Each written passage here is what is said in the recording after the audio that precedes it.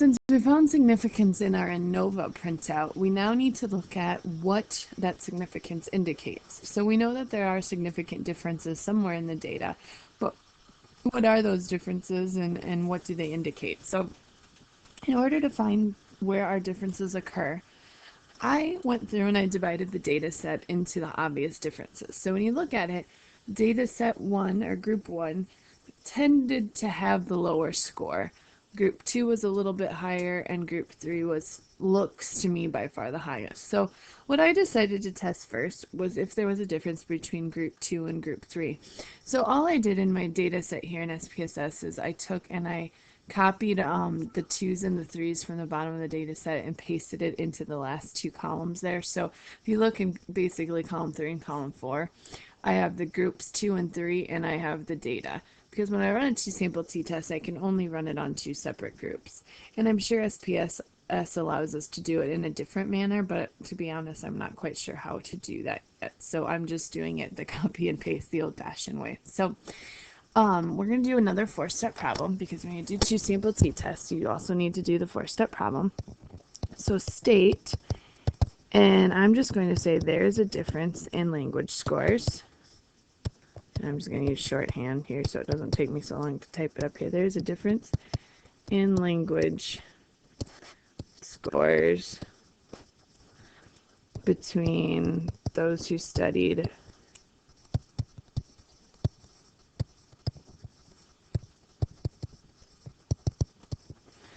(10 and 20 hours.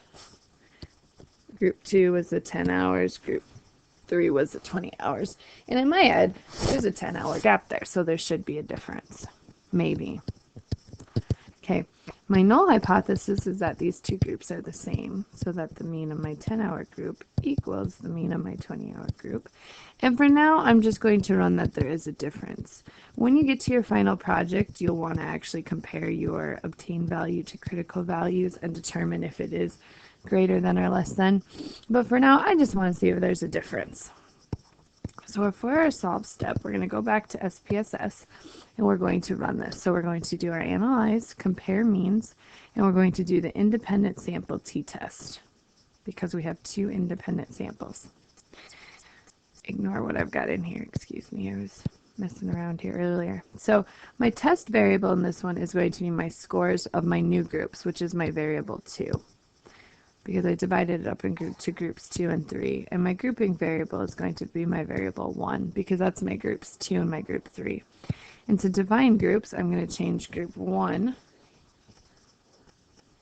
to 2, and then group 2 is going to be 3, because those are my two groups that I'm comparing. And we're going to click OK, and here's my printout. So if we look at our t-test scores, so if we look at our printout, we've got a p-value, or a significance level of 0.351. Obviously, that's a very large significance. It's much higher than 0.05. So there isn't a significant difference between those who studied 10 hours and those who studied 20 hours. So we would paste our results here. Make sure you put that chart in.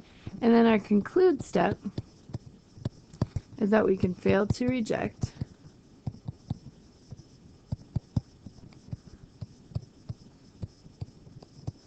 and can draw no conclusions.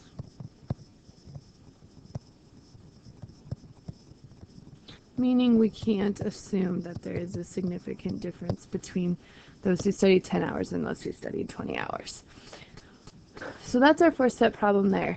And we didn't find any differences. But if you remember our ANOVA result from the last video, we did have significant differences. We had a very low p-value. I think it was a p-value of 0.001, which indicates somewhere there's a difference. So let's go ahead and do the next logical step and do the bigger gap. Let's test the 20 hours to the 50 hours, or 5 hours, excuse me. So our state step is that there is a difference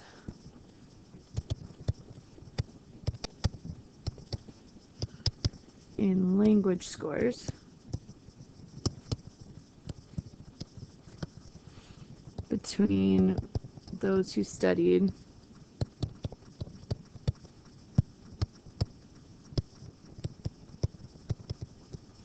5 and 20 hours. Okay. Our planned step will look similar to the last one. Our null is that they're equal, so the null mean of the 5 hours equals the mean of the 20 hours.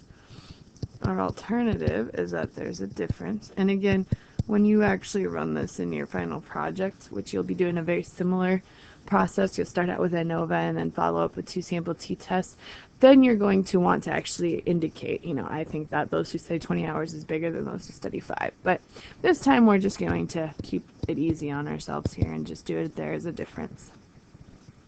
So let's go back to SPSS, and I already did this as well, but do the same thing, just copy and paste and get your 1s and your 3s together. Your group 1 and group 3. And I'd copied 2 and 3 over to these 2 columns, and then I took the 3s from the bottom and copy and pasted them to the bottom of the 1s. That way I got rid of everything. So again, we're going to analyze, compare means, and do the independent sample t-test. This time, let's get rid of these 2 variables. And we're going to go ahead and use our test variable is going to be our language score, because that's our group, our 5-hour and our 20-hour group scores. And our grouping variable will be that group here, because that's our very first group. And define group, we're going to define them as group 1 and 3 this time. Because group 1, we've got 1s and we've got 3s. And continue. And click OK. And there's your t-test. So that's what you would copy and paste into your solve step. And really you just need this bottom box here where it says independent sample t-test. So again, we want to look at our significance level, which is 0.036. That's our p-value. That level is definitely less than 0.05. So because of that, we can reject our null and accept our alternative. So I'm just going to click paste, because that's where you're going to put it. And our conclude step is that with a p-value of 0.036, which is less than 0.05, we can reject the null and accept alternative. Hypothesis that there is a difference in scores between those who studied 5 and 20 hours. 5 and 20 hours. This would be a case then where you'd want to use your critical value and see if 20 hours actually was greater than 5 hours. And that's what you would do on your final project to ensure that you've got, everything hammered out. So you'll start out with the big ANOVA test, and then you'll follow that up. You have a data set assigned, and that's where you'll go from there.